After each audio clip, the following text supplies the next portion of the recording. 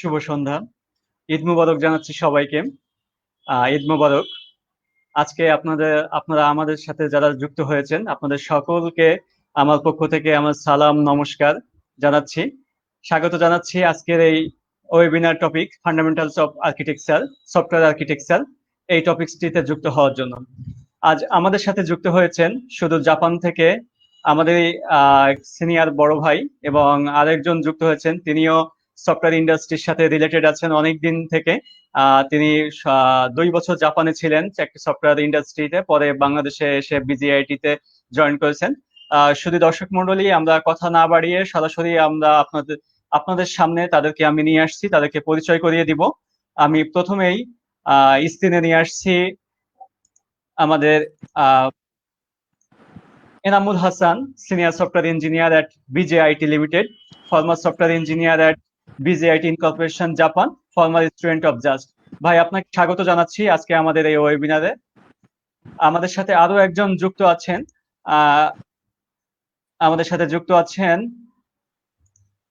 Thomas Roy, senior software engineer at Zoom energy Japan, former lead software engineer at because incorporation Japan, এবং উনি former student Jagannath university. দাদা, আপনাকে নমস্কার জানাচ্ছি, স্বাগত জানাচ্ছি আজকে আমাদের ডিপার্টমেন্টাল এই ওয়েবিনার টপিকসটিতে। ধন্যবাদ সৌম্য, তোমাকে। তোমার একটু কোয়েশ্চেন করি, আমি জগন্নাথ ইউনিভার্সিটি না, আমি জাহাঙ্গীরনগর ইউনিভার্সিটি। দুঃখিত Jahangirnagar university.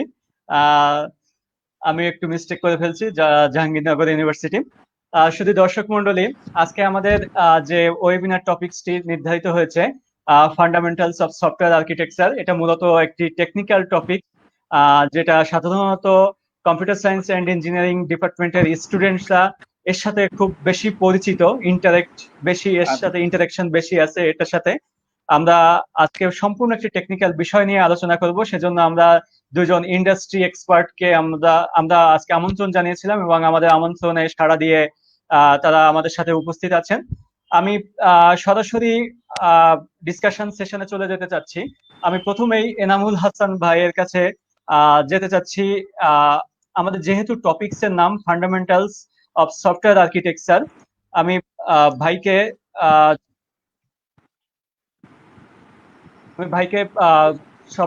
Fundamentals of software architecture সম্পর্কে একটু আইডিয়া দেওয়ার জন্য আমাদের স্টুডেন্ট তথা ভিউয়ার্স যারা আছে তাদেরকে একটু আমি অনুরোধ করছি।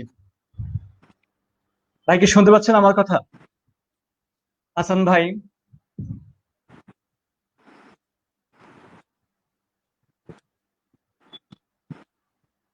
হাসান ভাই, শুনতে পাচ্ছেন?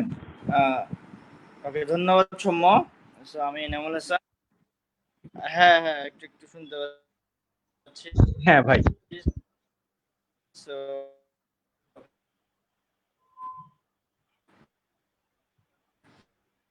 আমার এখানে নেটওয়ার্কের একটু problem. Senior software engineer BJIT limited. Actually গত 2 বছর আইএনসিতে ছিলাম জাপানে। হ্যাঁ, শুনতে পাচ্ছি।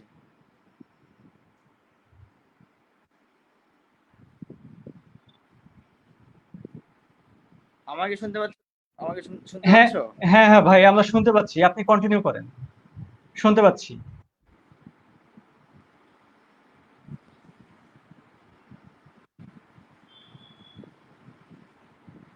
আপনি কন্টিনিউ করেন, আমরা শুনতে পাচ্ছি।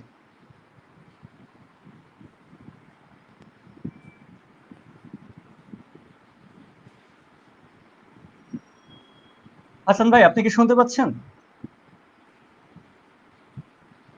হাসান ভাই, কাইন্ডলি আপনার চ্যাট বক্সটা একটু চেক করেন। নেটওয়ার্কে অনেক প্রবলেম হচ্ছে। হ্যাঁ, সো আমার মনে হয় আমি তো কিছু দেখতে পাচ্ছি না, শুনতে পাচ্ছি। আপনার ইনবক্সটা একটু চেক করেন, আপনার ইনবক্স।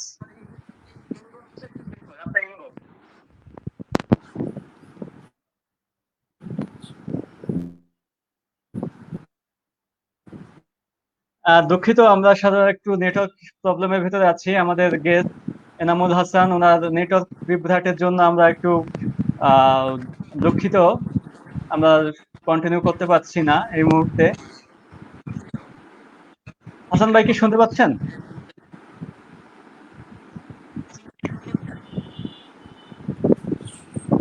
শুনতে স্পষ্ট শুনতে পাচ্ছি না আমি। হ্যাঁ, সমস্যা হচ্ছে তো। আচ্ছা আচ্ছা, শুনতে ঠিক পাচ্ছি আছে ভাই, না ওকে। এখন।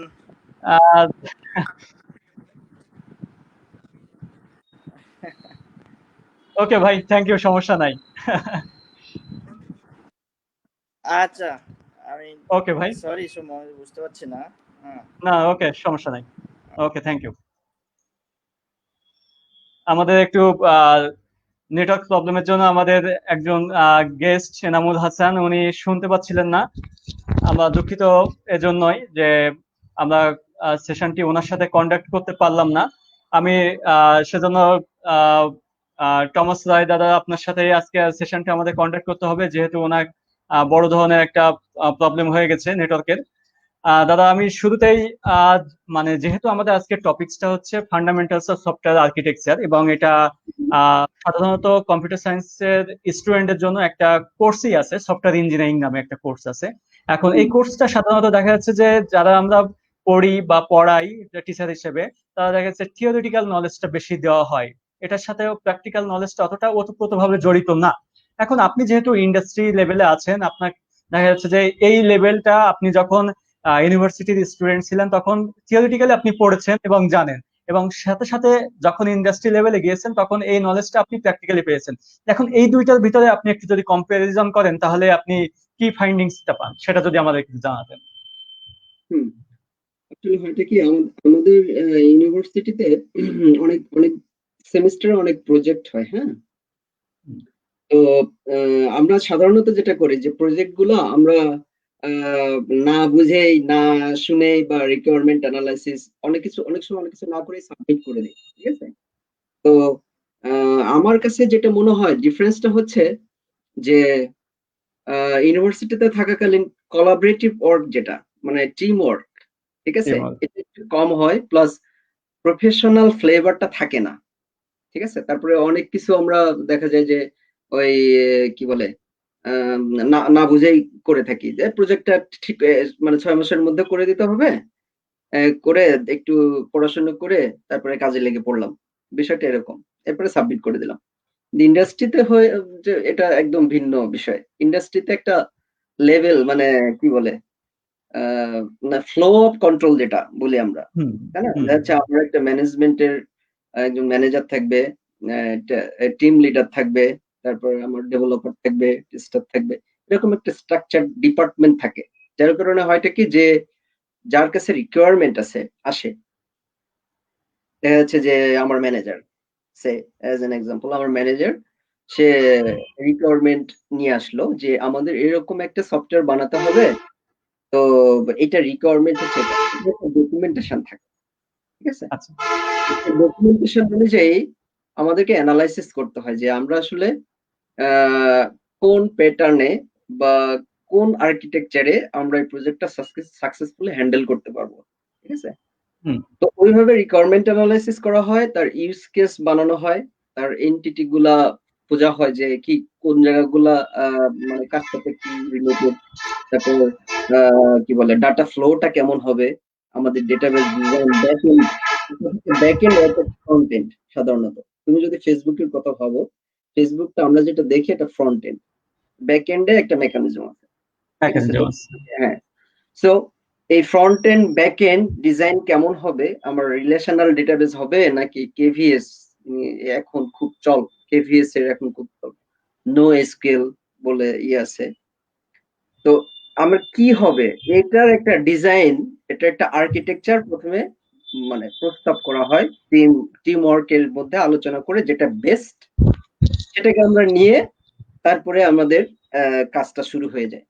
প্রথমে দেখা যাচ্ছে যারা ইউআই ডিজাইনার তাদেরকে বলা হলো আমাকে এরকম মডিউল গুলো এভাবে ডিজাইন করে দিতে হবে।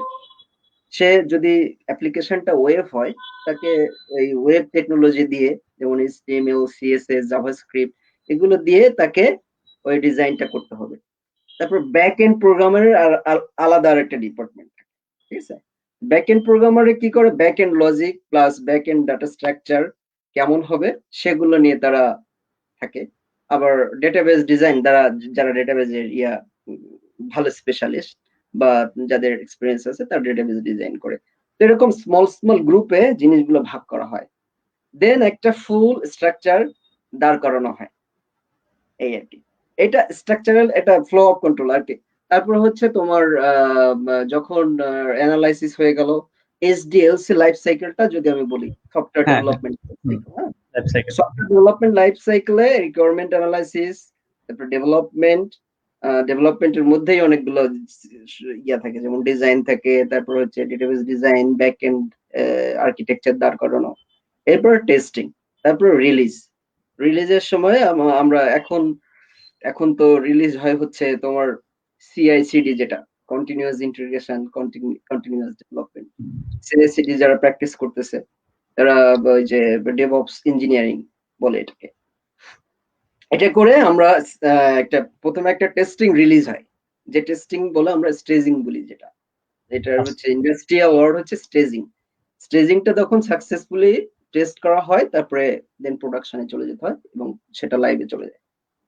আরেকটা বিষয়, হুম, হ্যাঁ, আরেকটা বিষয় হচ্ছে আপনি যে একটা টুলস এর কথা বলছেন, ইউজ কেস, এখন এই টুলস এর ব্যবহারটা কিভাবে করা হয় এটা একটু যদি বলতেন। ইউজ কেস ডায়াগ্রাম বানানো হয়। যেমন আমি একজন রিঅ্যাক্টর, আমি একজন ইউজার, ঠিক আছে। আমার হচ্ছে অ্যাপ্লিকেশনে আমার রোলটা কি হবে, আমি কোথায় ইয়া করলে আমি কি রেসপন্স পাবো, বা আমি কোথায় কোথায় ইন্টারাকশন করব, সেগুলোর একটা ইউজ কেস ডায়াগ্রাম বানানো হয়। যেমন আমি সাপোজ আমি যদি অ্যাজ অ্যান এক্সাম্পল, আমি একটা ই কমার্স সাইট বানাচ্ছি। ই কমার্স সাইট মানে আমার সেখানে সেলস হবে, হচ্ছে কাস্টমার অর্ডার করবে, ইনভয়েস করবে, তারপর হচ্ছে সেটা পারচেস করবে, দেন আমাকে ডেলিভারি হবে। তো ওটার একটা ফ্লো আছে। তো এই যে হ্যাঁ, কাস্টমার যে রেজিস্ট্রেশন করবে, কাস্টমার যে অর্ডার করবে, কাস্টমার এই যে এটার একটা মানে কি বলে, আহ, যে অ্যাক্টর, ঠিক আছে, এই অ্যাক্টর তার বিহেভিয়ারটা কি হবে, ঠিক আছে, সে রেজিস্ট্রেশন করবে, তারপরে কোথায় কোথায় যাবে, কি হবে, এটার একটা ইউজ কেস ডায়াগ্রাম প্রথমে তাহলে বানানো এই হয়। এই ইউজ কেস ডায়াগ্রামটা কি ইয়ার ডায়াগ্রামের মতো সাদৃশ্যপূর্ণ, এটা কি বলা যাবে? Diagram, air diagram different. Air diagram হচ্ছে এন্টিটি রিলেশনশিপ ডায়াগ্রাম, এন্টিটি যেটা রিলেশনশিপ ডায়াগ্রাম, হ্যাঁ।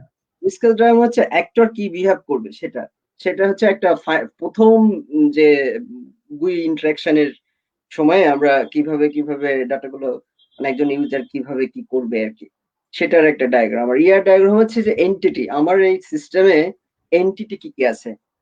যেমন হতে পারে এন্টিটি, তুমি যদি অবজেক্ট বলো, এন্টিটি এক একটা অবজেক্ট। যেমন আমার একটা সাপোজ আমার কাস্টমারের একটা এন্টিটি, ঠিক আছে। এবার কাস্টমারের সাথে অর্ডার রিলেটেড, যেমন কাস্টমার যখন অর্ডার করে তখন কাস্টমারের সাথে অর্ডার একটা রিলেশনশিপ হয়, অর্ডার একটা এন্টিটি ডায়াগ্রাম গুলা, রিলেশনশিপ গুলা কেমন হবে, কাস্টমারের সাথে অর্ডার কিভাবে রিলেটেড, অর্ডারের সাথে ইনভয়েস কিভাবে রিলেটেড, এগুলোর যে রিলেশনশিপ গুলা, এটাই হচ্ছে এন্টিটি রিলেশনশিপ ডায়াগ্রাম। আরেকটা বিষয়, যেমন আপনি এসডিএলসি কথা বলছেন, software development life cycle. Life hmm hmm সাইকেলে সাধারণত কয়েকটা স্টেপ থাকে। এখন এই স্টেপ গুলোর ভিতরে ফিজিবিলিটি স্টাডি একটা ভাইটাল স্টেপস আছে, হুম হুম। Feasibility study. এখন ফিজিবিলিটি স্টাডি কতটা ইফেক্টিভ একটা সফটওয়্যার অ্যানালাইসিসের ক্ষেত্রে, বা একটা কোনো কাজ যখন বিল্ড আপ করা হয় তখন সেক্ষেত্রে ফিজিবিলিটি স্টাডিটা কতটা গুরুত্বপূর্ণ? হ্যাঁ, এখন হচ্ছে আমার সফটওয়্যারটা আমি যেটা বানাচ্ছি, সেটা হুম, ফুল লাইফ সাইকেল কমপ্লিট করার পর সেটা কতটুকু ফিজিবল, হ্যাঁ ফিজিবল হবে, সেটা অ্যানালাইসিস করাটা জরুরি, তাই না? সেটা ইউজার অ্যাকসেপ্টেন্স আছে, সেটা কতটুকু সাস্টেইনেবল হবে, সেটা অ্যানালাইসিস করাটা জরুরি, ঠিক আছে। তো এগুলাই হচ্ছে ফিজিবিলিটি অ্যানালাইসিস। এখন এই এইচডিএলসি তো বিভিন্ন মডেল থাকে, মডেল, হ্যাঁ, হ্যাঁ। যেমন এইচডিএলসির একটা হচ্ছে ওয়াটারফল মডেল, ওয়াটারফল মডেল, একটা হচ্ছে ইটারেটিভ মডেল, হ্যাঁ, মডেল, আর একটা অ্যাজাইল মেথোডোলজি, অ্যাজাইল মডেল, যেটা খুব বেশি ব্যবহার হয় এখন সফটওয়্যার ইন্ডাস্ট্রিতে, অ্যাজাইল মডেল আর কি। আর হচ্ছে স্পাইরাল মডেল, এগুলো অনেক স্পাইরাল মডেল মডেল। আছে, ঠিক আছে। এই মডেল গুলাকে কিভাবে ফলো করে এটা ইন্ডাস্ট্রির উপরে ডিপেন্ড করে, ঠিক আছে। এগুলো তো কোন ইন্ডাস্ট্রি বা কোন কোম্পানি কোন মডেল নিয়ে কাজ করে সেটা তার উপর ডিপেন্ড করে। বাট এখন অ্যাজাইল যে প্র্যাকটিসটা, এটা খুব পপুলার। এবং অ্যাজাইলে যেটা হয় যে হচ্ছে তোমার সরাসরি ইউজারের সাথে ইন্টারঅ্যাক্ট করতে পারে, এবং এটা একটা ইটারেটিভ প্রসেস আর কি। প্ল্যানিং হয়, রিকোয়ারমেন্ট অ্যানালাইসিস হয়, হ্যাঁ, ডিজাইনিং হয়, তার একটা ডিজাইনিং হয়। হুম। ডেভেলপমেন্ট হয়, তারপর টেস্টিং হয়।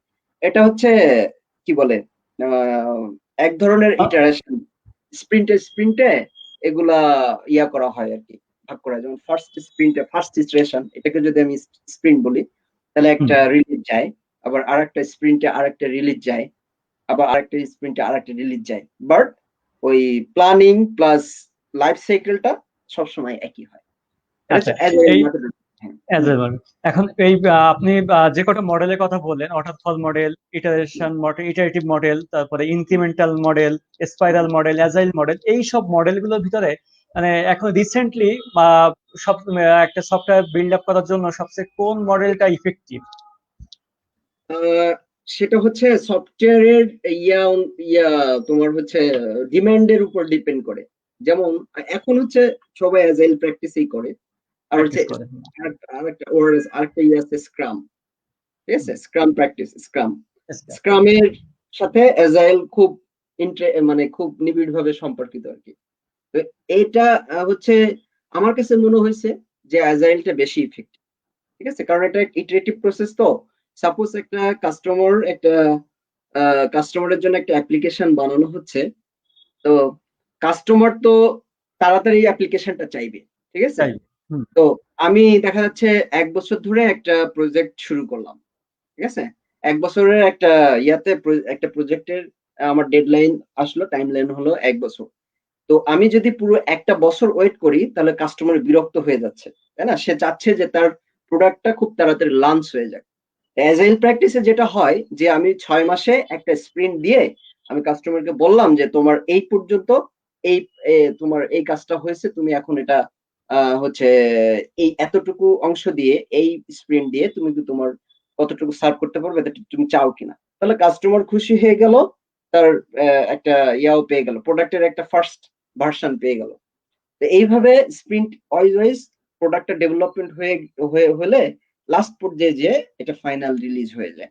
এখন সো আপনার স্পাইরাল মডেল এবং অ্যাজাইল মডেল দুইটাই তো ইটারেটিভ মডেল। স্পাইরাল মডেল প্রথম থেকে শুরু হয়ে আবার ঘুরে আবার স্টার্ট পয়েন্টে যাচ্ছে, আবার এন্ডিং পয়েন্টে এসে এইভাবে বারবার ইটারেশন হচ্ছে। এখন মেইন যে দুইটা ডিফারেন্স বা স্পাইরাল মডেল এবং অ্যাজাইল মডেল, আমরা যেহেতু বলছি অ্যাজাইল মডেলের প্র্যাকটিসটা এখন সবচেয়ে বেশি, তাহলে স্পাইরাল আর অ্যাজাইল দুইটাই যদি আমরা ইটারেশন দেখি, তাহলে কেন আমরা স্পাইরালকে না নিয়ে অ্যাজাইলটাকে নিচ্ছি? এগুলো হচ্ছে কাস্টমার ইন্টারাকশনটা খুব মানে ডিরেক্টলি হয় আর কি। ডিরেক্টলি হয়। হ্যাঁ, ইউজারের সাথে তুমি সরাসরি ডেভেলপাররাও কথা বলতে পারে। আচ্ছা। যার কারণে আহ, হচ্ছে কি রিকোয়ারমেন্টটা খুব দ্রুত কাজটা হয়ে যায়। স্পাইরাল মডেলে এই জিনিসটা ফলো করা হয় না আর কি। আচ্ছা, আরেকটা বিষয়, যেমন ওয়াটারফল মডেল একেবারে ব্যাকডেটেড যে মডেলটা, সবচেয়ে ওল্ডেস্ট ভার্সন। এখন এই এটা খুব ওয়াটারফল মডেল, হ্যাঁ, ওই ওয়াটারফল মডেলের ব্যবহার কি এখন আছে? যদিও বললেন আপনি সফটওয়্যার হ্যাঁ, হ্যাঁ, রিকোয়ারমেন্ট অনুযায়ী এটা হ্যাঁ, হ্যাঁ, আছে, এখনো আছে। এখনো এখন আছে, আছে। কিন্তু এটা ওয়াটারফল মডেলটা তোমার ইন্ডাস্ট্রি কি বলে, তুমি যদি বলো, আমি যদি এক্সাম্পল দেই, মানে বড় বিগ ইন্ডাস্ট্রি সাপোজ একটা ইআরপি বানাচ্ছে।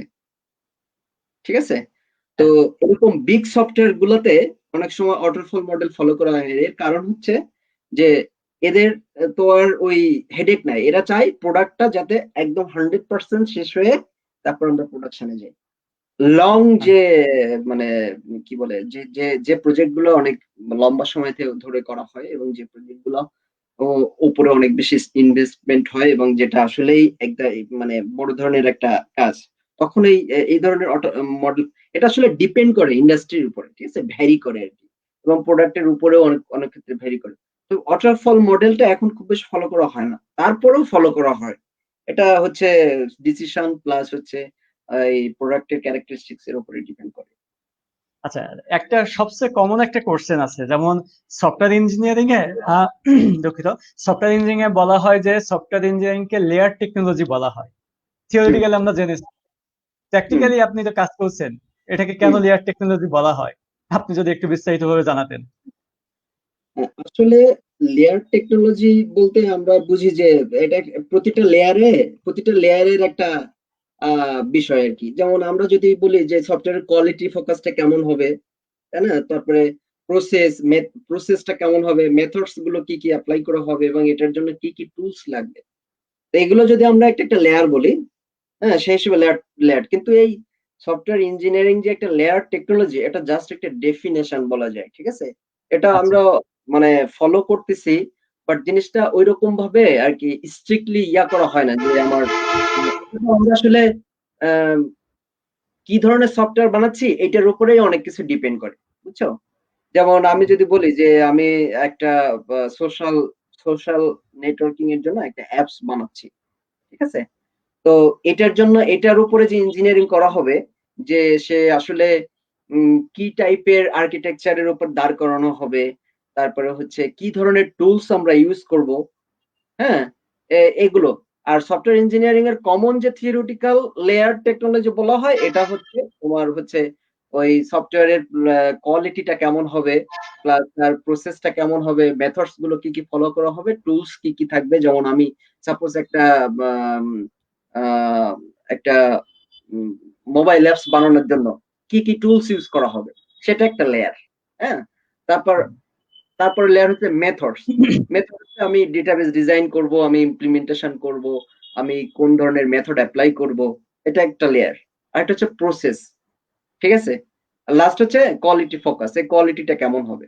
তো থিওরিটিক্যালি আমরা এটাকে আসলে লেয়ার টেকনোলজি হিসেবেই ডিফাইন করি, বাট ইন্ডাস্ট্রি এক্সপেরিয়েন্সে এই জিনিসটা এত বেশি ফোকাস করা হয় না। এটা আসলে অনেকটা অ্যাবস্ট্রাক্ট টাইপের একটা কনসেপ্ট। অ্যাবস্ট্রাক্ট টাইপের। আচ্ছা আচ্ছা, ধন্যবাদ দাদা। আহ, আরেকটা বিষয় যে আমরা যখন ইউনিভার্সিটি লেভেলে একটা সেমিস্টার থেকে আরেকটা সেমিস্টারে যখন যাই, তখন দেখা যাচ্ছে প্রত্যেক সেমিস্টারে কিছু না কিছু প্রজেক্ট করতে হয়। সেটা হুম আইডিয়ার গ্রুপ ওয়াইজ হয়, আবার আইডিয়া দেখা যাচ্ছে যে সিঙ্গেল করতে হয়। তো ম্যাক্সিমাম ক্ষেত্রে আমরা দেখছি যে সিঙ্গেল প্রজেক্টই এখন অ্যালাউ করা হয়, গ্রুপ ওয়াইজ প্রজেক্টটাকে অতটা বেশি প্রাধান্য দেওয়া হয় না। এখন আমরা যখন সফটওয়্যার ফার্মে যখন কেউ জব করে কিংবা ইন্টার্নশিপের জন্য যায়, তখন তাদেরকে গ্রুপ ওয়াইজ একটা কাজ করতে হয়। হুম এখন যখন সে নিজে নিজে একটা সেমিস্টারকে পার হওয়ার জন্য কাজ করছে একটা প্রজেক্টে, তখন সে সিঙ্গেলি কাজ করছে। বাট যখন হুম সে সফটওয়্যার ফার্মে যাচ্ছে, তখন সে তাকে একটা গ্রুপে আন্ডারে কাজ করতেছে, কোনো লিডারের আন্ডারে কাজ করতে হচ্ছে। এই যে লিডারশিপ সফটওয়্যার ফার্মের ক্ষেত্রে বা সফটওয়্যার ইন্ডাস্ট্রির ক্ষেত্রে, লিডারশিপের ইম্পর্টেন্সটা কতটুকু এবং এর কেন প্রয়োজন, যে যে কাজটা দেখা যাচ্ছে সিঙ্গেলি করা যায়, তাহলে কেন গ্রুপ ওয়াইজ আমরা করবো? এরকম এর কোনো কি আসলে ব্যাখ্যা খুবই আছে? ভালো কথা বলছো। হ্যাঁ, হ্যাঁ। এটা খুবই ইম্পর্টেন্ট একটা বিষয় যে আহ, আমাদের আমি যদি বলি আহ, বিষয়টা অন্যভাবে নেওয়ার আসলে যুক্তিতে দেখি না আমি। সেটা হচ্ছে আমাদের বাংলাদেশে কিছু আমাদের ইউনিভার্সিটিতে আমি মনে করি, শুধু ইউনিভার্সিটি না, আমাদের স্কুল কলেজগুলোতেও কিছু ভুল প্র্যাকটিস আছে, ঠিক আছে। আমার মনে হয়েছে যে টিম ওয়ার্কসটা খুবই জরুরি, ঠিক আছে। আমি একা অনেক কিছু পারি, আমি একাই সব করে ফেলবো, এটা খুবই ভ্রান্ত একটা ধারণা। টিম ওয়ার্কসটা একসেপ্ট করার জন্য সবাই মানে সবাইকেই এই টিম ওয়ার্কসটা টিমের মধ্যে দিয়ে যাওয়া উচিত। যেমন থার্ড ইয়ারে উঠেই আমাদেরকে ওরকম একটা টিমের প্রজেক্ট দেওয়া হয়েছিল, এবং সেটা আমরা তিনজন মিলেই করছিলাম আর কি। তো দেখা যাচ্ছে একজন ডকুমেন্টেশনে ভালো, একজন প্রোগ্রামিং এ ভালো, একজন আইডিয়াতে ভালো, ঠিক আছে। আইডিয়াতে তুমি যদি এসিএম আইসিপিসি কন্টেস্টের কথা বলো, যে গ্রুপ গুলো করা হয়, এটা করার একটা কারণ আছে কিন্তু। এটা করার কারণ হচ্ছে একজন লজিকে ভালো, একজন টাইপিং এ ভালো, টাইপিং এ আবার ভালো, হ্যাঁ। তো আইডিয়া যখন তখন সব একজন মিলে দিতে পারে। কিন্তু একটা টিম ওয়ার্ক, ঠিক টিমওয়ার্ক। আছে, সব মিলে একটা টিম ওয়ার্ক। তারপরেই না মানে একটা স্কোর আসতেছে। তো একা আসলে করার মানসিকতাটা বর্জন করা উচিত। টিম ওয়ার্কটা খুবই জরুরি। এবং হচ্ছে আমিও অনেক স্ট্রাগল করছি, যে আমার এই মানসিকতাটা ছিল বলে আমি স্ট্রাগল করছি। কিন্তু আমি যদি জানতাম যে না, আসলে শেয়ারিংটা অনেক জরুরি। যেমন আমি একটা জিনিস পারি না, আমি এখনো পর্যন্ত জুনিয়রদের কাছ থেকে শিখি এবং তাদেরকে কোশ্চেন করি যে এটা তুমি জানো কিনা, এটা আমাকে শিখাও, please teach me, I don't know it, আমাকে তুমি শিখাও এবং আমাকে রিসোর্স শেয়ার করো। তুমি যদি আমাকে সময় দিতে না পারো, please share me some resources that I can learn by myself. তা না হলে আমি তো শিখতে পারবো না। আবার এটা অবশ্যই ছোট হওয়ারও বিষয় না, যে আমাদের মধ্যে অনেকে এগোই ইগো মানে প্রবলেম আছে যে, হ্যাঁ, egoistic। ইগোয়েটিক প্রবলেম আছে। লার্নিংটা is not not like that. লার্নিংটা সবার কাছ থেকে হওয়া উচিত। সবার এটা কাছ একটা থেকে, হ্যাঁ, ওপেন, এটা এক্স্যাক্টলি। একটা ওপেন মানে একটা বিষয়।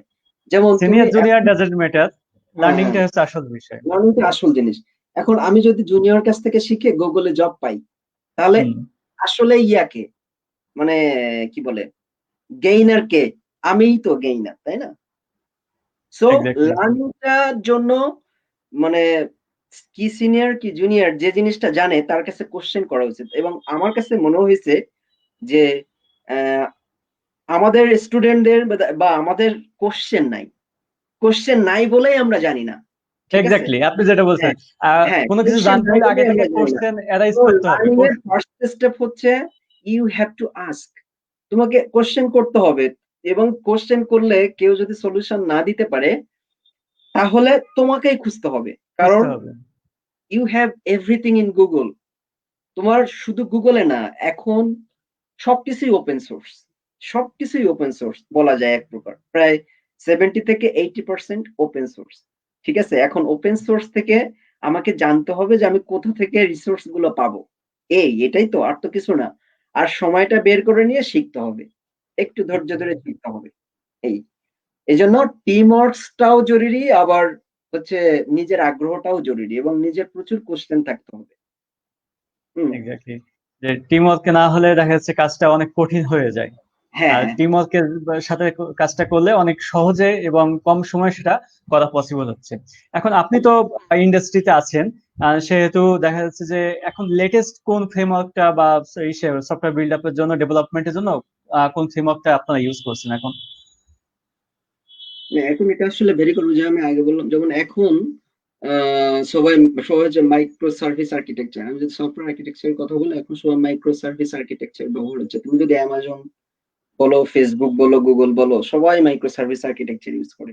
তুমি দেখো না, একটা আমি গুগলে জিমেইলে কি বলে ওই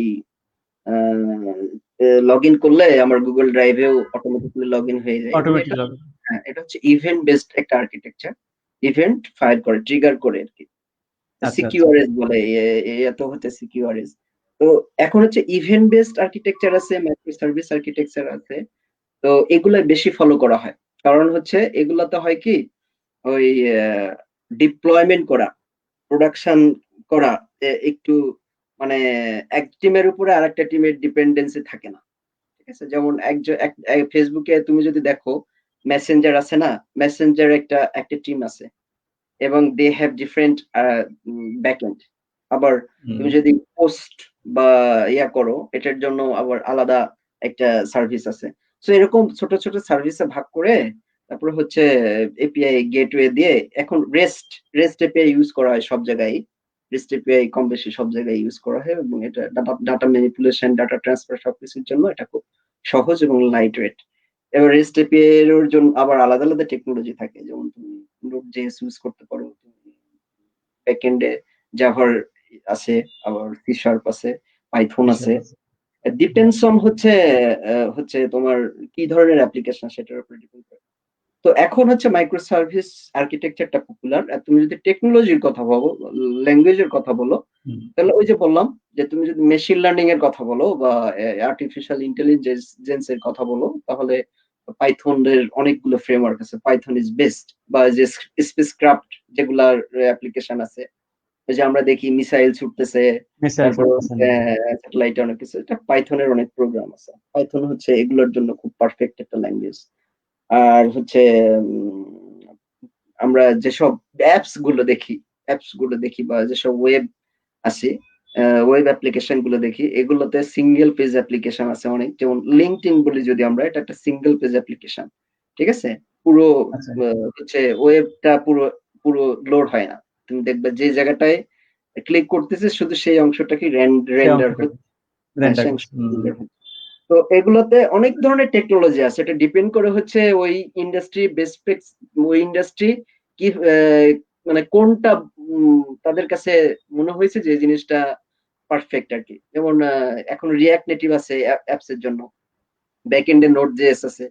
রিয়াক্ট নেটিভ দিয়ে তুমি আইওএস তারপরে অ্যান্ড্রয়েড দুটাই দুটাই বিল্ড করে ফেলতে পারতেছে একটা ল্যাঙ্গুয়েজ দিয়েই।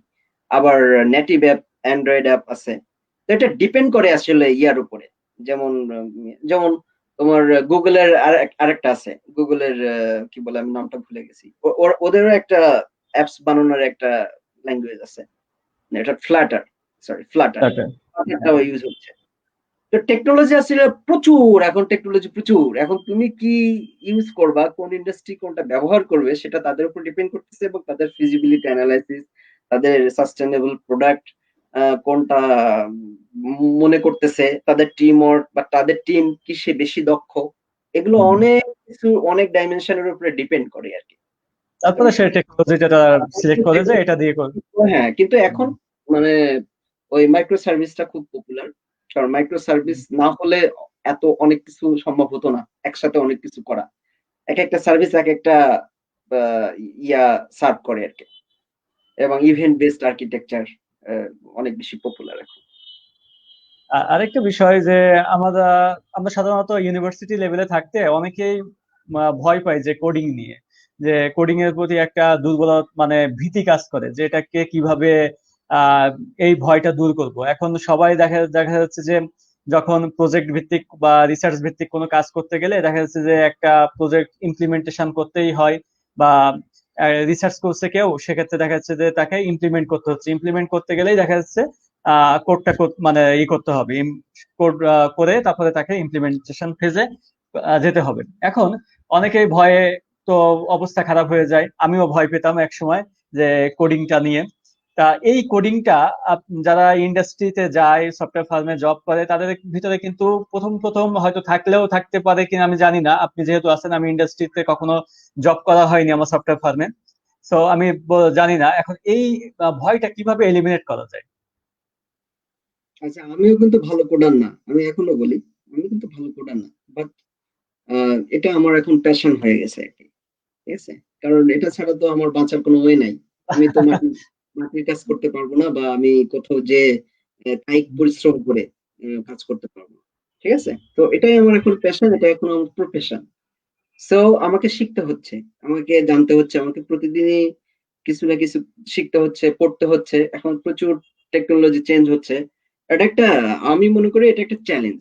যারা সিএসসি তে পড়ছে এবং যারা ইন্ডাস্ট্রিতে কাজ করে তাদের জন্য প্রতিদিনই একটা, আমি তো প্রতিদিন যখন ঘুম থেকে উঠি তখন আগে ভাবি যে আমার আজকে কি পড়া লাগবে, আমার আজকে কি কি সলভ করা লাগবে, বা আমি কি আজকে হ্যাকার র্যাঙ্কে একটা প্রবলেম সলভ করব, আমি তো ওই জিনিসটা পারি না, আমি কি এটা শিখবো।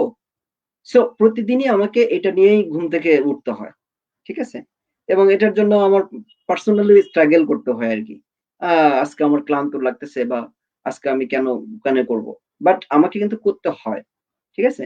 তো আমি যদি আমার কথাই বলি, আমি মনে করি এটা সবাই এগ্রি করবে যে ইউনিভার্সিটিতে অনেকে ভালো কোডার নাও হইতে পারে, দ্যাট ডাজন্ট ম্যাটার যে তুমি কিছু করতে পারবে না, ঠিক আছে। আমি হচ্ছে থার্ড ইয়ার ফোর্থ ইয়ারে ওঠার পরে আমি বুঝতে পারছি যে হবে, আমার দ্বারা সম্ভব এটা, আমি তো খুব ভালো কোডার না, আমি তো মিডিয়াম গোছের একটা ছেলে, আমি তো হবে আমার এটা।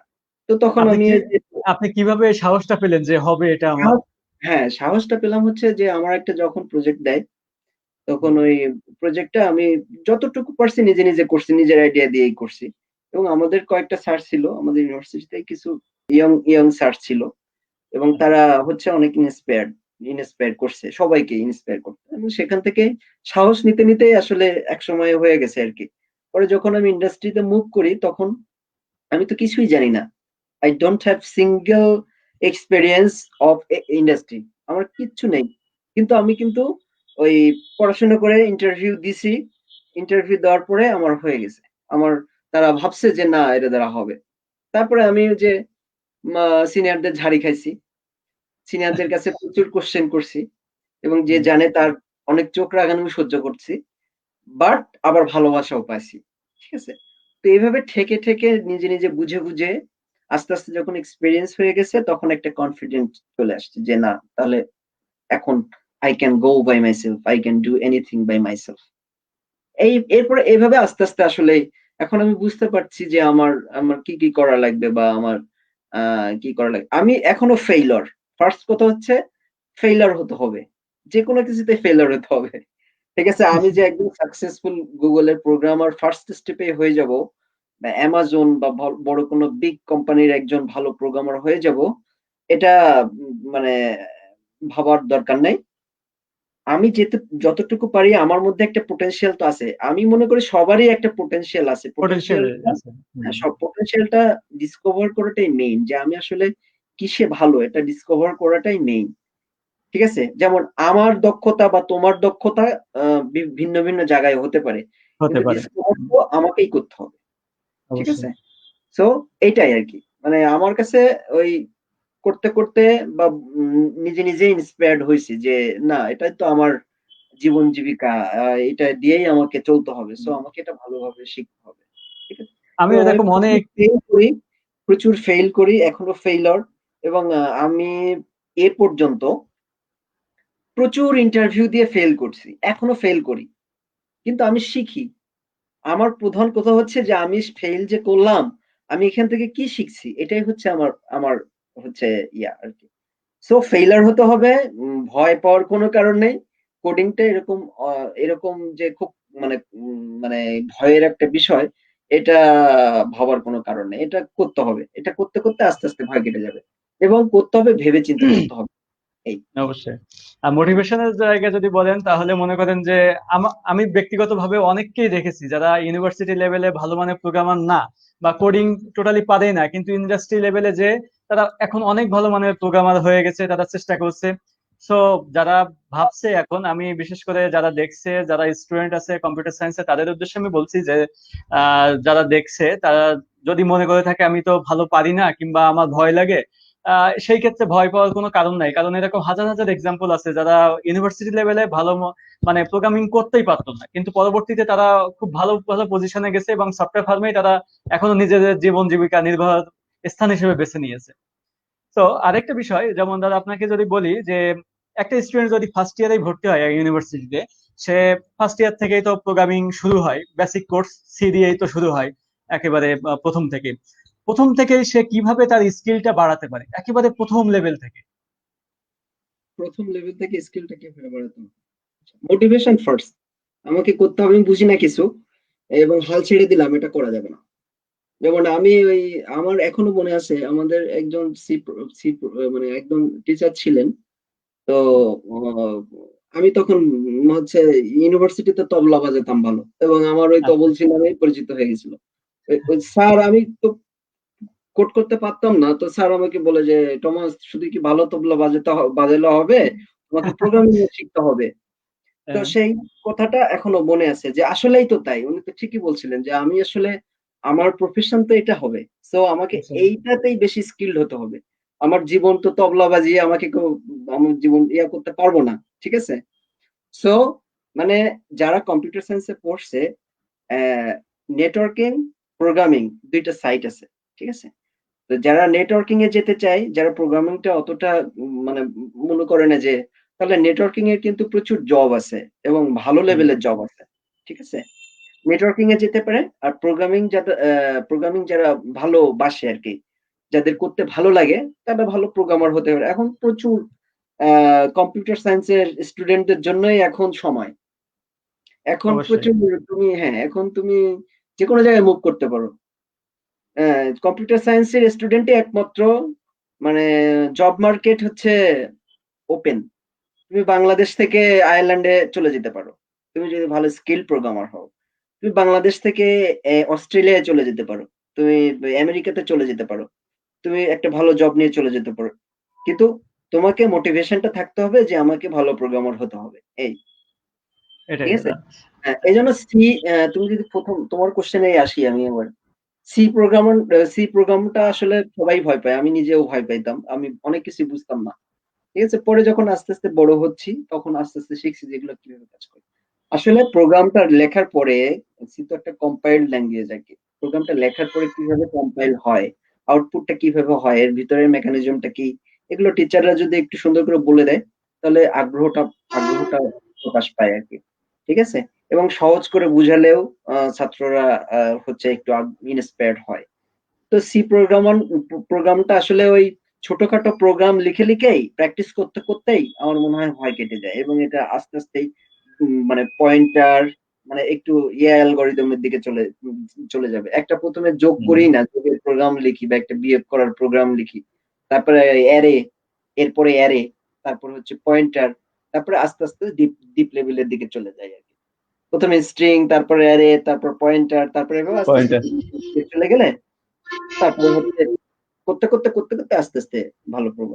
আর ভালো। ডাটা স্ট্রাকচার অ্যালগোরিদম একটা সাবজেক্ট কম্পিউটারের জন্য। আমি প্রথমে এগুলোতে খুব দুর্বল ছিলাম, কিন্তু আমি এখনো ওই যে বলি, আমি এখনো পড়ি, আমি এখনো জানতেছি যে আমি আসলে যা ফেলে আসছি, অনেক কিছু মিস করে গেছি, এগুলো এখনো জানতেছি। তো এগুলা প্রতিদিন একটু একটু করে রেনশু করতে মানে সরি, আমি জাপানিজ ওয়ার্ড বলে ফেলছি, অনুশীলন করতে করতে হচ্ছে আস্তে আস্তে ভয়টা কেটে যাবে।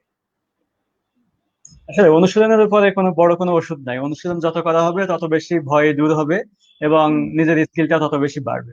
তত আপনি বেশি একটু ভালো। আগে যেটা বলছিলেন যে একটা ওই আয়ারল্যান্ড অস্ট্রেলিয়ার কথা বলছিলেন, আমি ভিউয়ার্সদের উদ্দেশ্যে বলতে চাচ্ছি যে আগামী আমাদের ওয়েবিনারে গুগলে জব করেন আয়ারল্যান্ড অফিস থেকে সরাসরি আমাদের সাথে পরবর্তী প্রোগ্রামে যুক্ত হবেন।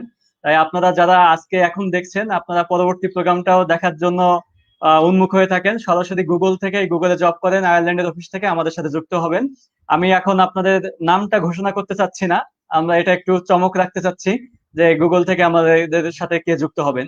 যাই হোক দাদা, আরেকটা বিষয় যে আমি যদি একটু সফটওয়্যার টেস্টিং এর দিকে আসি, এখন হুম, টেস্টিং এ তো সাধারণত আলফা, বিটা, গামা, রিগ্রেশন বহুত রকমের টেস্টিং আছে। এখন আমরা এগুলো থিওরিটিক্যালি জানি, বিশেষ করে আমি আমার কথা যদি বলি, আমি এগুলো প্র্যাকটিক্যালি আমি কিছুই জানি না। আমি থিওরিটিক্যালি এই টেস্টিং গুলো জানি, এখন এই প্র্যাকটিক্যালি এগুলো কিভাবে করা হয় যদি আপনি আমাদেরকে একটু জানাতেন, একটু ডিটেলস যদি হুম। জানাতেন যে আলফা টেস্টিংটা কিভাবে করা হয়, বিটা টেস্টিংটা কিভাবে ইন্ডাস্ট্রি লেভেলে করা হয়, এইভাবেই আর কি। আসলে আমরা আমরা ওই আলফা টেস্টিং, বেটা টেস্টিং এর উপর ওইভাবে ওই কিওয়ার্ড গুলা আসলে একটা থিওরিটিক্যাল বিষয়, ঠিক আছে? আচ্ছা। আমরা যেটা করি সেটা আমি ইন্ডাস্ট্রি এক্সপেরিয়েন্স থেকে সেটা বলি। আমরা আসলে ফাংশনাল টেস্টিং করি, নন ফাংশনাল টেস্টিং করে, একটা হচ্ছে মেইনটেনেন্স টেস্টিং করি, ঠিক আছে? তো ফাংশনাল টেস্টিং এর মধ্যে ইউনিট টেস্টিং বলে একটা বিষয় আছে। ইউনিট টেস্টিং হচ্ছে হ্যাঁ। তোমার আমরা যেটাকে বলি টিডিডি, মানে টেস্ট ড্রাইভেন ডেভেলপমেন্ট। অ্যাপ্লিকেশন যখন বানানো হয় তখন হচ্ছে ইউনিট টেস্টিং এর জন্য আলাদা ইয়া দাঁড় করানো হয়, যে আমার প্রতিটা ফাংশন যে ইনপুট নেবে এবং তার এক্সপেক্টেড আউটপুট কেমন হবে সেটা টেস্টিং এর জন্য আমরা ইউনিট টেস্টিং এর জন্য আলাদা মডিউল করে লিখি, ঠিক আছে? এটা হচ্ছে ফাংশনাল টেস্টিং বলে। এবং এটা তোমার হচ্ছে ইউএটি, তারপর হচ্ছে লোকালাইজেশন, গ্লোবালাইজেশন, হ্যাঁ, এগুলা এগুলা সহ এই ইউনিট টেস্টিংটা ইয়া করা হয়। তারপর হচ্ছে আরেকটা হচ্ছে ইন্টিগ্রেশন টেস্টিং, এটাও ফাংশনাল টেস্টিং এর মধ্যে পড়ে আর কি। ইন্টিগ্রেশন টেস্টিং হচ্ছে যে তোমার প্রতিটা মডিউল হচ্ছে যে বানানো হচ্ছে, প্রতিটা ফাংশন যে বানানো হচ্ছে, এটা ইন্টিগ্রেশন হওয়ার পরে যে টেস্টিংটা, সেটা হচ্ছে ইন্টিগ্রেশন টেস্টিং। তো এইভাবেই আমরা এরপর হচ্ছে পারফরমেন্স টেস্টিং হয়, যদি ওয়েব অ্যাপ্লিকেশন হয় পারফরমেন্স টেস্টিং হয়, এবং সেটা রেন্ডারিং, লোডিং কতটুকু সময় নিচ্ছে, এটা হচ্ছে নন ফাংশনাল টেস্টিং, ঠিক আছে? আর একটা হচ্ছে রিগ্রেশন টেস্টিং, এটা হচ্ছে মেইনটেনেন্স টেস্টিং এর মধ্যে পড়ে, রিগ্রেশন টেস্টিং বলে এটাকে, ঠিক আছে? তো এই লাইফ সাইকেল গুলো পার করা হয়। তো ওই যে আলফা টেস্টিং, বেটা টেস্টিং, এগুলো আসলে ওই ওই এই আমি যে কিওয়ার্ড গুলো বললাম, এগুলোর মধ্যে আসলে স্পেসিফাই করে হচ্ছে নিতে হবে আর কি। ওগুলো একটু ডিপ লেভেলে পড়লে, আমি আসলে টেস্টিং এর অত এক্সপার্ট না, বাট আমরা যেটা করি যে ইউনিট টেস্টিং এর জন্য আহ, ইয়া লিখি, কোড লেভেলের টেস্টিং, যেটা প্রতিটা ফাংশন কিভাবে তার এক্সপেক্টেড আউটপুট দিবে সেটা ঠিক মতো কাজ করতেছে কিনা, সেটা হচ্ছে ইউনিট টেস্টিং। এভাবে আমরা জিনিসগুলোকে সাজায় তারপর হচ্ছে রিগ্রেশন টেস্টিং করি লাস্টে, করে তারপরে রিলিজ দেই আর কি। এই। আচ্ছা। আরেকটা, এখন আপনি তো জাপানে আছেন অনেক দিন থেকে, প্রায় 4 বছরের মতো মনে হুম। হয়। এখন জাপান বাংলাদেশের যে আইটি কোলাবোরেশনটা, এটা কেমন দেখছেন আপনি? যে বাংলাদেশের আইটি সেক্টরটা কেমন, জাপানেরটাও কেমন, এটাকে যদি কম্পেয়ার করা যায়, যদিও বাংলাদেশের আইটি সেক্টরটা এখন অনেকটা গ্রোয়িং, বেশ হুম। আহ, মানে ইয়ে হচ্ছে, বুস্ট আপ হচ্ছে বাংলাদেশের আইটি সেক্টরটা। এখন আপনি বাংলাদেশে ছিলেন, এখন জাপানে আছেন, এখন এই যে দুইটার ভিতরে যে একটু কম্বিনেশন যদি করতে বলি, তাহলে আপনি সেটাকে কিভাবে দেখেন আইটি ইন্ডাস্ট্রির ক্ষেত্রে? প্রথমে বলি, বাংলাদেশের কারিকুলামটা, এডুকেশনের যে কারিকুলামটা, এটা কিন্তু খুবই স্ট্যান্ডার্ড একটা কারিকুলাম। এটা খুবই ভালো। আমি যদি কম্পেয়ার করি অন্য দেশের সাথেও, বাংলাদেশের কারিকুলাম কিন্তু যথেষ্ট ভালো। ঠিক আছে? তো এই কারিকুলামে একজন স্টুডেন্ট কিভাবে আসলে নিজেকে গ্রো আপ করবে, এটা অনেক ক্ষেত্রেই হচ্ছে ওই সিনিয়রদের প্লাস টিচারদের গাইডলাইনের উপরেও অনেক সময় ডিপেন্ড করে। ঠিক আছে? তো বাংলাদেশ হচ্ছে সম্ভাবনাময় একটা দেশ আইটি সেক্টরের জন্য, এটা কোনো সন্দেহ নাই। এবং বাংলাদেশে প্রচুর প্রোগ্রামার আছে, ভালো প্রোগ্রামার, ভালো লেভেলের প্রোগ্রামার আছে। ঠিক আছে? সুযোগের অভাবে এবং হচ্ছে অনেক সময় এরা ইয়া করতে পারতেছে না আর কি। তো বাংলাদেশে যে মাঝখানে কিন্তু বেশ পাঠাও, উবার, হ্যাঁ, মাঝখানে কিন্তু বেশ ভালো কিছু ইয়া হয়ে গেছিল। ঠিক আছে? আর জাপানের সাথে কোলাবোরেশনটা অনেকদিন ধরেই, তো বিজেআইটি তো অনেকদিন ধরেই কাজ করতেছে। এখন জাইকার অনেকগুলো প্রজেক্ট চলে কিন্তু বাংলাদেশে, এটা আমি জানি না ইউনিভার্সিটি গুলো জানে কিনা। তবে আমার জাহাঙ্গীরনগর, ঢাকা ইউনিভার্সিটি, অনেক জায়গাতেই কিন্তু ওরা হান্টিং করে। যাই, হ্যাঁ হ্যাঁ, হাইকিং করে। হান্টিং করে জাইকার প্রোগ্রামের মাধ্যমে সরাসরি কিন্তু এখন জাপানে ডেভেলপার নিয়ে চলে আসতেছে আর কি। এবং আমার পরিচিত অনেকেই আছে, আমি আজকেও সেখানে গিয়ে অনেকের সাথে কথা বলে আসছি আর কি। এবং তারা ওই বাংলাদেশ থেকে মানে জাপান থেকে বাংলাদেশে অফিস স্টাবলিশ করে সেখান থেকে ইঞ্জিনিয়ার ইন্টারভিউ নিয়ে তারা কিন্তু নিয়ে আসতেছে। তো এটা কিন্তু সম্ভাবনার একটা জায়গা, এটা শুধু জাপান না, এটা পুরো ওয়ার্ল্ড কিন্তু এখন হচ্ছে বাংলাদেশের সাথে কাজ করতেছে আর কি। হ্যাঁ, আর এমনিতেই তো ওপেন। সো প্রোগ্রামারদের জন্য এটা খুব ভালো একটা সুযোগ, শুধু জাপান না, এটা সব দেশেই এখন তারা ওপেন, তারা যদি ভালো স্কিল প্রোগ্রামার হয় আর কি। ইভেন কানাডাতেও এখন হচ্ছে ডিরেক্টলি কিন্তু অনেকে জব নিয়ে যায়। তো এখানে কন্টেস্টের একটা বিষয় আছে, যেমন ইন্ডিয়ানদের সাথে আমরা অনেক সময় পেরে উঠছি না, কারণ তাদের ইয়া অনেক বেশি ভালো আর কি, যে আইটি নেটওয়ার্ক ইন্ডাস্ট্রিটা অনেক স্ট্রং। ভালো, অনেকে আছে। ঠিক আছে? সো সব জায়গায় তো আসলে কন্টেস্ট আছে, তাই না, প্রতিযোগিতা আছে, কিন্তু যে স্কিল তাকে পিক করবে, এটা শুধু জাপান না, এটা সবাই, এটা সব বিশ্বের সবাই, যে স্কিল্ড তাকে পিক করবে, তাকে পিক করে নিয়ে যাবে, চলে যাবে। সো স্কিল্ড হতে হবে। আর জাপানের সাথে বাংলাদেশের অনেক আগে থেকে একটা ফ্রেন্ডশিপ আছে। জাপান চায় বাংলাদেশ থেকেই আসুক, অনেকেই আসুক। কিন্তু আসলে এই যে করোনার কারণে তো এখন বুঝতে পারতেছো অনেকেই, কিন্তু জাপানের বাংলাদেশের আইটি মানে কি বলে, ওই যে তথ্য প্রযুক্তি বিভাগ, এটা জাপানের সাথে কোলাবরেটিভলি অনেক আগে থেকে কাজ করতেছে এবং অনেক ইনফরমেশন আমরা আসলে পাই না। ঠিক আছে? সেই ইনফরমেশন গুলো ওয়েবসাইট ঘেটে বা ওই যে জাপান বাংলা এই আইটি বাংলাদেশের যে তথ্য প্রযুক্তি বিভাগের যে ওয়েবসাইট আছে, সেখানেও অনেক প্রোগ্রামার ইয়া কিন্তু লেখা থাকে, ওখান থেকে অনেক ইনফরমেশন পাওয়া যায়। ঠিক আছে? তো এটাই আর কি, যে এখন অনেক কাজ কাজ হচ্ছে, ইনফরমেশন গুলোই আসলে জানানো হয় না বা জানে না অনেকে, অনেক অনেকে ইন্টারেস্টিং, জানে না। অনেকে জানে। ইনফরমেশন গুলো একটু ঘাটলে পাওয়া যায়। এই যে আমি এখনই বললাম না, যে জাইকা বাংলাদেশের সাথে অনেক আগে থেকে কাজ করতেছে এবং অনেক প্রোগ্রামারদের তারা জাপানে নিয়ে চলে আসছে। ধন্যবাদ দাদা। আমরা অনুষ্ঠানের একেবারে শেষ পর্যায়ে চলে এসেছি, তাই 48 মিনিট, এখন পর্যন্ত 48 মিনিট হয়ে গেছে আমাদের এই ডিসকাশন সেশনটি।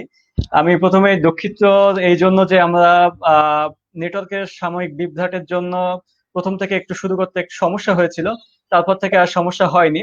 যাই হোক, আমরা শেষ করার আগে দাদা আপনার কাছে একটা খুব ইম্পর্ট্যান্ট একটা কোশ্চেন আমি করতে চাই, যে বিভিন্ন বিষয়ে ইউনিভার্সিটিতে যখন স্টুডেন্টরা কম্পিউটার সায়েন্সের, বিশেষ করে কম্পিউটার সায়েন্স স্টুডেন্টরা যখন ফোর্থ ইয়ারে ওঠে, তখন দেখা যাচ্ছে যে তাদের বড় ধরনের 6 ক্রেডিটের একটা প্রজেক্ট করতে হয়, থাকে এরকম প্রত্যেক ইউনিভার্সিটিতে। আবার কিছু কিছু ইউনিভার্সিটি দেখা যাচ্ছে যে সেটা একটা ইন্ডাস্ট্রির সাথে ইনভলভমেন্ট করে দেয়, যে স্টুডেন্টদের তারা ইন্ডাস্ট্রি নলেজটা নেওয়ার পরে এসে তারা সেই প্রজেক্টটা করুক। আবার এই এই ফ্যাসিলিটিটা কিন্তু সব ইউনিভার্সিটি দেয় না, যে ইন্ডাস্ট্রির সাথে ইনভলভমেন্টটা করায় না। এখন আপনি কি মনে করেন যে এই ইন্ডাস্ট্রি ইনভলভমেন্টটা স্টুডেন্টের জন্য প্রয়োজন আছে, এবং কেন? ইন্ডাস্ট্রি ইনভলভমেন্টটা স্টুডেন্টদের জন্য প্রয়োজন আছে, প্লাস হচ্ছে অনেক ইন্ডাস্ট্রিও কিন্তু এগিয়ে আসে, আমি নিজেও আসে। দেখছি যে তারা হ্যাঁ। সেমিনার করে, অনেক ইউনিভার্সিটিতে গিয়ে সেমিনার করে ইন্টারভিউ নেয়। ঠিক আছে? ইন্টারভিউ নিয়ে তারা হচ্ছে থার্ড ফোর্থ ইয়ার থেকে হচ্ছে অনেকে ইন্টার্নির জন্য অফার দেয়। ঠিক আছে? তো এটা ইন্ডিয়াতে প্রচুর চল, এবং ইন্ডিয়াতে অনেক বড় বড় কোম্পানি অনেক ইউনিভার্সিটিতে গিয়ে ফান্ড করে ওরা পিক করে নেয়। আমাদের দেশে এই জায়গাগুলো নিয়েও কাজ করা উচিত। ইউনিভার্সিটির সবার এগিয়ে আসা উচিত, আবার ইন্ডাস্ট্রিদের একটা একটা মানে ইয়া করে দেওয়া উচিত আর কি, সুযোগ করে দেওয়া উচিত, যাতে স্টুডেন্টরা ইন্ডাস্ট্রির এক্সপিরিয়েন্সটা একটু হলেও পায় এবং বুঝতে পারে, যে যাতে পরবর্তীতে ইন্ডাস্ট্রিতে গিয়ে ভালো করতে পারে আর কি। তো এই দিক নির্দেশনাগুলো আসলে আমি তো বলতে হবে না, এটা ইউনিভার্সিটি, বিশ্ববিদ্যালয় মঞ্জুরি কমিশন বলো, তারপরে হচ্ছে আমাদের তথ্য প্রযুক্তি বিভাগ বলো, প্লাস হচ্ছে প্রাইভেট ইন্ডাস্ট্রি যারা যারা আসলেই এগুলো নিয়ে কাজ করতে চায়, তাদেরকে এগিয়ে আসতে হবে। তা না হলে আসলে হবে না। কারণ আমি নিজেই দেখছি যে আইআইটি ইন্ডিয়ার যে আইআইটি প্লাস হ্যাঁ, অনেক আমি ইয়ার কথাই বলি, আমেরিকান অনেক টেকনিক্যাল ইউনিভার্সিটি প্লাস ইভেন জাপানেও, ঠিক আছে? ইন্টার্নির জন্য ওরা স্টুডেন্ট হান্ট করে, ওরা ফেয়ার করে, জব ফেয়ার করে, এবং যে সেই জব ফেয়ারে ওই স্টুডেন্টদের ওরা ইনভাইট করে, এবং ওরা এক্সপিরিয়েন্স লোক আসলেই চায় না। তখন ওরা ওরা ওরা বলে যে তুমি কোন ইয়ার বা ফোর্থ ইয়ারে আসো, তুমি হচ্ছে জয়েন করো, তুমি কিসে ইন্টারেস্টেড, ডেটা গুলো ওরা ইনফরমেশন গুলো ওরা নেয়, দিয়ে তারপরে ওরা ওদেরকে হায়ার করে, ইন্টার্নের সুযোগ দেয়, দিয়ে ওদেরকে হায়ার করে। তো এটাতে কি হচ্ছে, এটাতে একটা চ্যানেল তৈরি হচ্ছে, ইউনিভার্সিটির অবশ্যই।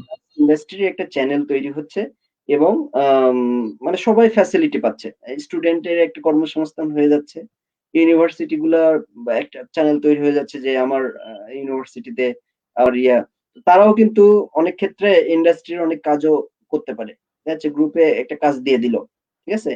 আমাদের শাহজালাল ইউনিভার্সিটি আছে, ঢাকা ইউনিভার্সিটি আছে, বুয়েট আছে, তারপরে অনেক টেকনোলজি ইউনিভার্সিটি কিন্তু আছে, এরা কিন্তু অনেক ইন্ডাস্ট্রির সাথে কোলাবোরেটিভলি অনেক কাজও করে, ঠিক আছে? সো এটা খুবই গুরুত্বপূর্ণ একটা কোশ্চেন তুমি করছো, এটা আমি মনে করি এটা খুবই জরুরি একটা বিষয়। খুবই জরুরি বিষয়। ধন্যবাদ দাদা আপনার মূল্যবান মতামতের জন্য। আসলে আপনি যেটা বললেন যে আমরা যদি যতই ডিসকাশন করি না কেন, এটা কখনোই পরিবর্তন হবে না যতক্ষণ না পর্যন্ত অথরিটি যারা যদি আমাদের বিশ্ববিদ্যালয় মঞ্জুরি কমিশন ইউজিসি যদি এটাকে একটু গুরুত্ব সহকারে নেয়, তাহলে আমার মনে হয় যে প্রত্যেকটা ইউনিভার্সিটির স্টুডেন্টরা যদি ইন্ডাস্ট্রির সাথে একটা সার্টেন পিরিয়ড পর্যন্ত ইনভলভ থাকে, তাহলে দেখা যাচ্ছে তাদের প্র্যাকটিক্যাল নলেজটা অনেক এগিয়ে যায়, অনেক দূরে অনেক বেড়ে যায়, এবং পরবর্তীতে তারা প্রফেশনাল লাইফে যে এর থেকে অনেক বেনিফিটেড হতে পারে। থিওরিটিক্যাল নলেজের সাথে এই প্র্যাকটিক্যাল নলেজটা খুব দরকার। যাই হোক, ধন্যবাদ দাদা। আমরা আর ডিসকাশন করব না, যেহেতু আমাদের অনেক সময় হয়ে গেছে। আমাদের আহ, যে নির্ধারিত সময় ছিল তার থেকে আমরা বেশ অনেকখানি সময় নিয়ে ফেলেছি। আপনাকে ধন্যবাদ জানাচ্ছি, আপনি মূল্যবান সময় দিয়েছেন। আপনি অত্যন্ত ব্যস্ত ছিলেন আমি জানি, সেখান থেকে এসে আমাদের জন্য লাইভে এসেছেন, আমাদের সময় দিয়েছেন, আমাদের স্টুডেন্ট তথা আমাদের ভিউয়ার্সদের জন্য সময় দিয়েছেন। সেজন্য computer science and engineering department, Northern university of business and টেকনোলজির পক্ষ থেকে আপনাকে স্বাগত জানাচ্ছি। আপনাকে ধন্যবাদ জানাচ্ছি, দুঃখিত, স্বাগত না, ধন্যবাদ জানাচ্ছি। আর আপনি আহ, যেহেতু জাপানে আছেন, অনেকদিন ধরে ইন্ডাস্ট্রিতে আছেন, আপনার আহ, আপনার সুস্বাস্থ্য সুদীর্ঘ জীবন কামনা করছি। এবং শুধু সুপ্রিয় দর্শক মন্ডলী, আপনারা যারা এই মুহূর্তে আমাদের সাথে এখনো সংযুক্ত আছেন এবং যারা সংযুক্ত ছিলেন, আপনাদের সকলকে আন্তরিক ধন্যবাদ জানাচ্ছি। আপনারা ধৈর্য সহকারে আমাদের এই ওয়েবিনারটি দেখেছেন এবং আপনারা পরবর্তীতে দেখবেন বলে আমি আশা করছি।